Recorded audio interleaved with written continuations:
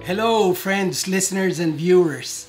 Welcome to Silver Lining, where we find hope in every season of life.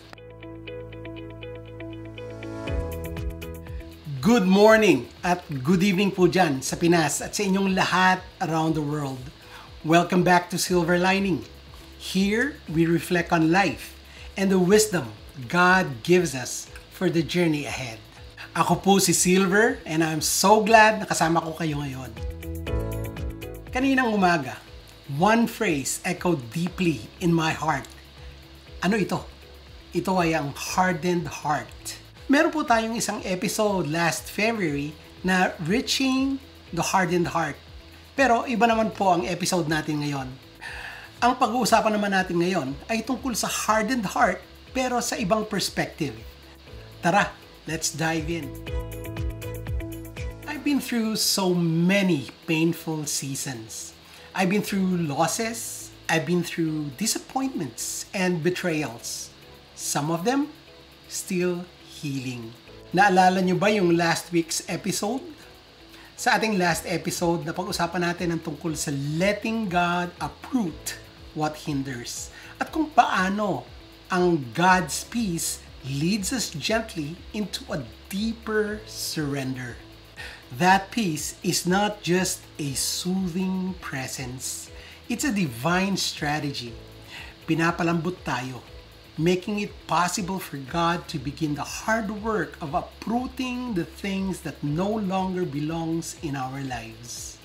Ngayon, I have to admit, maybe I missed the deeper roots. There's something that blocks the peace na humahadlang sa uprooting from fully happening. Ito po ang hardened heart. Na-realize ko, without even noticing it, na I've allowed these hurts to form a spiritual callus over my heart.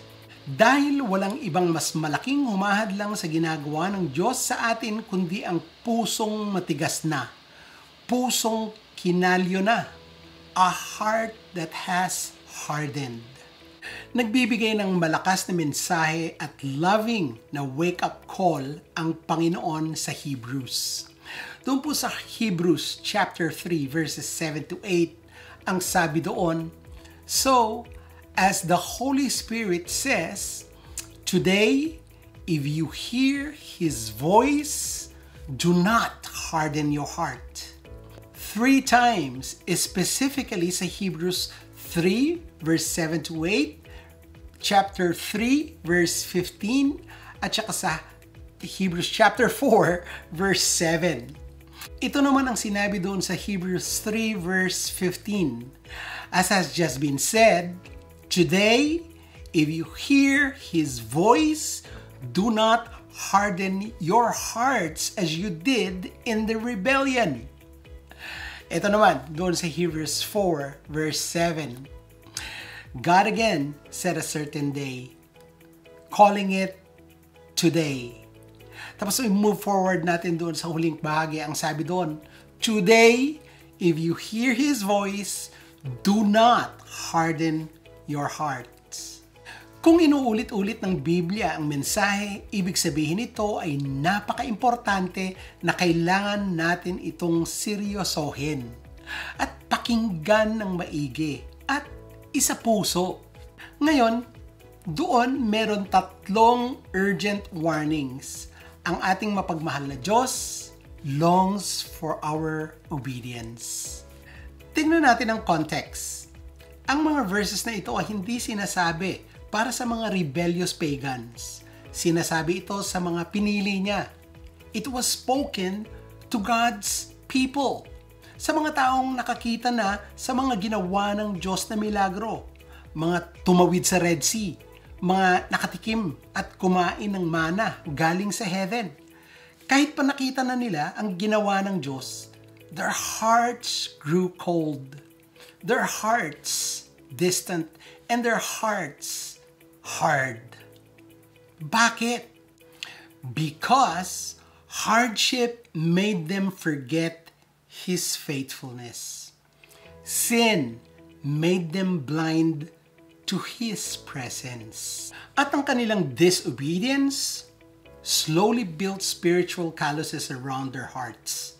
Kinalyo na po ang kanilang mga puso. A hardened heart ay hindi lang isang feeling. Ito ay isang posture. Ito ay ang tahimik na pagtutol sa tinig ng Diyos. Sabi nga sa akin ni Tina, ang aking misis, many Christians disagree of what they like with God's Word, but not too many submit to it.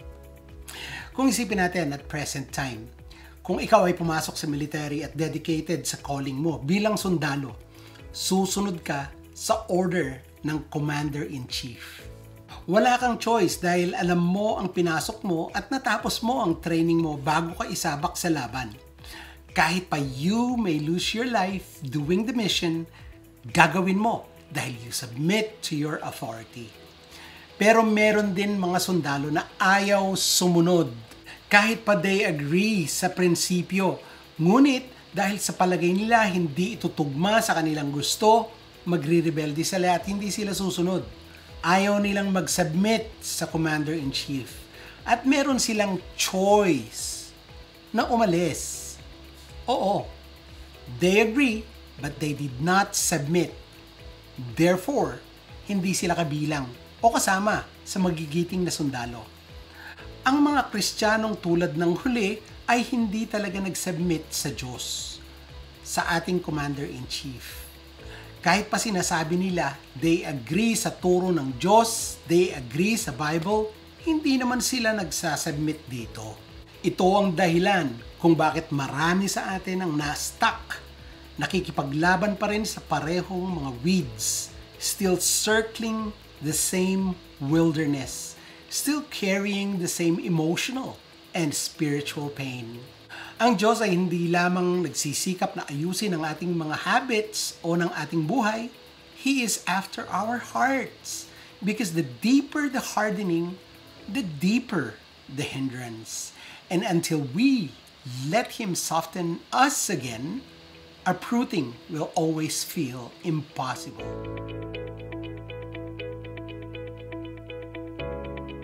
Tulad ng sinabi ko kanina, merong warnings. Nagbigay ng warning ang ating Panginoon. Doon sa Hebrews 3, verses 12 to 13, sabi doon, see to it, brothers and sisters, that none of you has a sinful, unbelieving heart that turns away from the living God. But encourage one another daily, as long as it is called today, so that none of you may be hardened by sin's deceitfulness. Yung word na deceitfulness, sinadyang sinabi yan. Hindi grande ang pagpasok ng sin sa ating buhay. Ang sin doesn't announce itself with a siren, with matching confettis. Tahimik itong pumapasok. It whispers. It justifies. Minamanhid tayo unti-unti ng kasalanan. Sabi nga doon sa verse 13, but encourage one another daily. Tapos doon sa huling verse, ang sabi doon, so that none of you may be hardened. Sinabi ko kay Mrs. tungkol sa reflection ko na ito. Tinanong ko siya, ano sa palagay mo? Bakit ang tao yung nagkakaroon ng hardened heart? Sabi niya, the moment we stop encouraging one another, the moment we stop being open to correction, or the moment we stop listening to His voice, we're already drifting. And if we are drifting, hardening of the heart begin. Lumalayo na tayo sa ating Commander-in-Chief. At kahit sinong tao, magkakaroon nito. And that's why we desperately need each other. Mga kaibigan, we were not meant to walk this journey alone. Kailangan ko ito. At kailangan nyo rin. Bakit kailangan ko yon? Dahil hindi ako immune sa panghihina ng loob. Hindi ako immune sa deception. Hindi ako immune na mag-drift o mawala ng landas. May mga sandali maging sa ministry, even in leadership. Kapag bumubulong ang kaaway ng ganito, bagsak ka na naman. Hindi ka na magbabago. You failed too much. Ano na ang point ng pagbabago mo? Wala nang maniniwala sa'yo. Kung hindi mapigil ang mga kasinungalingang yan, nagiging mga pader. Ang mga pader ng kasinungalingan ng kaaway ay malaking hadlang sa pagpapalambot ng hardened heart. Yan ang dahilan kung bakit kailangan ko ng mga taong nagsasalita ng katotohanan upang suriin ang aking puso, upang tawagan ako kapag ako ay naliligaw. I need someone to speak life when I'm tempted to shut down. At kailangan mo rin yan, kaibigan.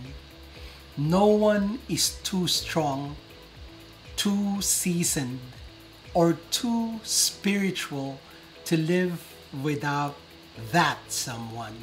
Kailangan mo ng taong hindi natatakot na sabihin sa'yo, friend, may nakikita ko.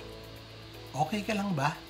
You need voices that echo God's truth louder than the noise around you. Kailangan mo ng paalala kung sino ka talaga at kung sino ka kay Kristo. Ang pagtigas ng puso ay hindi nangyayari overnight. It happens in silence. It happens in isolation. So let's break that. Let's build a rhythm of daily exhortation, unintentional encouragement, and loving correction. This is how we stay tender and soft. This is how we stay aligned with the Lord. Kailangan natin magsalita sa buhay ng isa't isa. Not with judgment, but with love, with truth, and a deep urgency that calls us back when we drift. Kaya ngayon, hinihiling ko sa Diyos na bigyan ako muli ng isang malambot na puso, a tender heart, a responsive and obedient heart. Papapasukin ko siya muli sa aking puso, even if it means breaking me again. Dahil I'd rather be broken and soft in His hands than whole and hardened sa labas ng kanyang kalooban.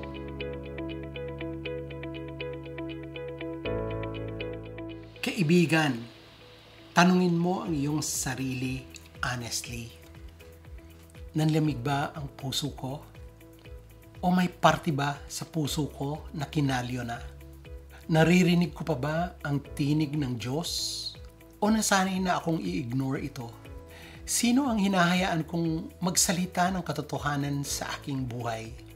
Let's not wait for a crisis to soften us.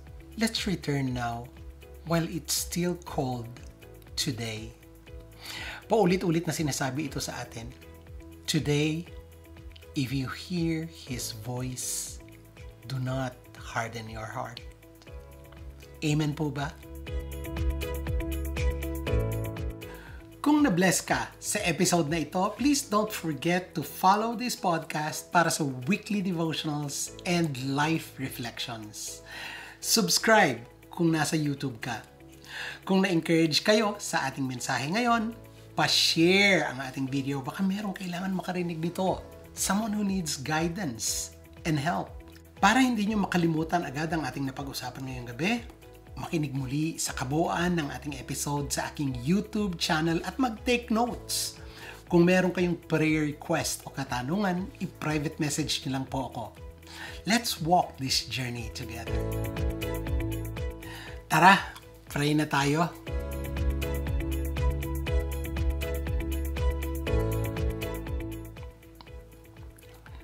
Father, I come to you today with humility. You see every layer of my heart, every scar, every place I've closed off because of pain. Lord, I don't want to live with a hardened heart. I don't want to miss your voice or resist your hand because I'm afraid of being hurt again. Lord, break through the calluses, soften me. Give me a heart that's tender, teachable, and obedient. One that longs for your presence more than comfort, more than control. Surround me with people who will speak truth in love, uproot what hinders, heal what's wounded, and shape me into who you've called me to be. Thank you for your mercy that still calls me today. In Jesus' name, Amen. Sana ay nakapagbigay po ang ating episode ngayon ng encouragement sa inyong lahat. Abangan ang ating susunod pang mga bagong weekly devotional. Ito ang isa pang dapat tandaan, kaibigan. Ang tunay na pagbabago ay nagsisimula sa malambot na puso. Yan po ang ating episode ngayong gabi dito sa Silver Lining. Thanks again for spending this time with me. Hanggang sa susunod, keep your heart soft, your faith strong, and your ears tuned in. Salamat po muli. Ako po si Silver sa pahintulot po ng ating Diyos na nagbibigay liwanag, karunungan at pangunawa. Nandito muli ako next week. Bye! God bless! Remain steadfast in your faith and Shalom!